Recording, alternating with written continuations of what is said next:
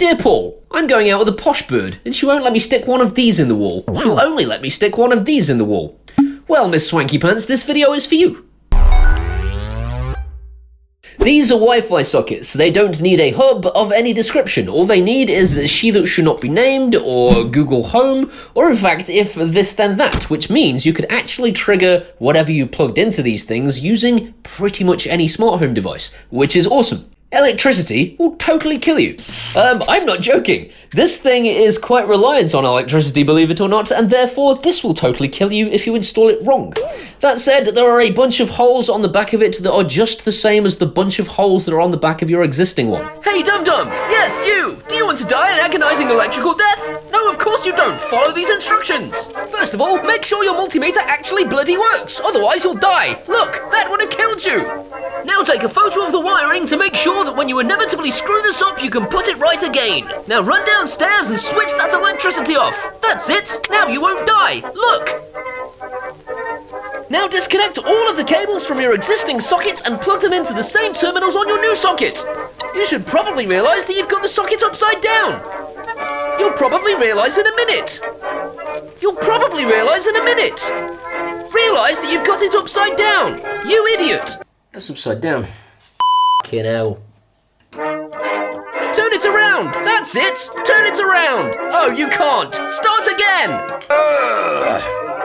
I'm gonna be super serious now. I've even left my glasses on. In fact, that's how serious I am. This thing, if you don't know how to use it, you could be endangering your life, and I couldn't live with myself if I felt that I had had some part in that, so don't endanger yourself. If you don't know how to use one of these things, you can Google it, but Google for it in your country. The US, I think, has different voltages to the UK. I'm not an electrician, I don't know anything. All I do know is that in my country, I can turn this to 600, touch these two things onto certain points within the electrical system, whether that be a black and red cable or the actual terminals that they go into, and I can get a reading that says, there is electricity. In that case, don't touch those wires whilst they're live, or in fact anything metal with your fingers, because you'll die. I then know that if I switch the electric off at the wall and I go back and I get a reading of 0 when I do exactly the same thing, the first test proved this worked and the second test proved the electric was off. If you can't do that, if you're not capable of that, get an electrician. Don't kill yourself. So how do I connect this to Google Home and she that should not be named, I hear you cry? Hold your horses, I had to give you a patronizing safety talk first. Basically, this is super easy. You install the Smart Life app from the Play Store, or from the iOS store, whatever's your poison. Once that's installed, you have to put it into pairing mode just by holding down a switch for about 10 seconds until it blinks a whole bunch of times. Once it is blinking, you just go through the process of adding it on. The only thing you need to make sure you do is that you use your 2.4 gigahertz Wi-Fi network, not the 5 gigahertz Wi-Fi network, because nothing this cheap works on 5 gigahertz, and that's all there is to it. Once the pairing process is complete, you can just use the app to switch the plug sockets on and off, and you have complete control. Adding them to She That Should Not Be Named and Google Home is as simple as installing a skill. All you do is you install the skill from the Alexa Skill Store or from the Google Home Skills Store. Is it even called that? I don't know, and I don't care. But once you have installed the skill, you sign in with your user details, and you can then just call the plug sockets using your voice by whatever you named them in the application. Mine are called bedroom sockets, so I can say switch bedroom socket 1 on or switch bedroom socket 2 on, and that is it. So what's good about this thing? A lot. First of all, it doesn't need a hub, like I've explained before, so put them in the bin. You literally don't need anything to make this work. You plug it into your electricity, you connect it to a Wi-Fi, and then it is accessible to Google Home, She That Should Not Be Named, and If This Then That. No messing around, and all of those things work. Your other half won't hate you because you didn't stick one of these in your wall. That's great. I mean, these things, they're functional and they're brilliant, but they're very ugly. They also don't have USB ports on them. When you install this thing, your partner is going to go, ooh, USB ports, instead of, ugh, not another stupid smart home device. Finally, they're £19.99. £19.99. £19. I've done that enough now, but £19.99. I'm going to skim over a lot of this because they're kind of mostly non-issues. If you've got something like this size, this is a big old thing. The buttons are in a bit of a weird place and they can be a bit difficult to get to, but only if you're using something really big. Most adapters I've tried, those sorts of things, not really a problem. You're probably going to use the app anyway for the most part, or your voice, so you won't be pressing those stupid buttons anymore anyway because you're not a caveman.